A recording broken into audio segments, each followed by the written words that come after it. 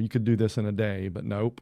You have to go through process and procurement and, 24-hour unit of work probably in the government will take a month or 6 weeks because, like you mentioned, it's the blueprint. It's built in the DNA. It's inherently just a bureaucratic machine. Very, very hard to turn things around or make it more agile to be more beneficial for execution, especially when you're talking about delivering products and services for theater, for the warfighter who needs this ASAP. One of those learning experiences for me has been learning the other services. So there's a reason, to your point, it's not just process, it's also systems. There's a reason the commands that manage programs of record are called systems commands because they're managing systems and systems of systems.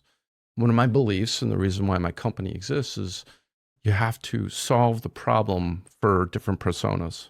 You have to solve the problem for the warfighter at the edge. Mm-hmm. You have to solve the problem for that program executive office and that program manager. And you have to solve the problem for that senior leader that cares. Mm-hmm. The senior leaders do care because they know that the combatant commands and the warfighter are at the edge. The requirements process, it's not built to solve their problems. It gets back to like that belief system. How do you solve that problem for the warfighter at the edge and tie those three personas together to solve the need and deliver what should be a requirement? Because at the end of the day, for the company that you're working with, they can do a demonstration and gain traction. Mm-hmm. But unless they get what we would say now, like an OT, like an interim funding mechanism to get into a program of record, mm-hmm. really they're spinning wheels. They're demonstrating to the warfighter what's in the realm of the possible, mm-hmm. which can be extremely frustrating for the warfighter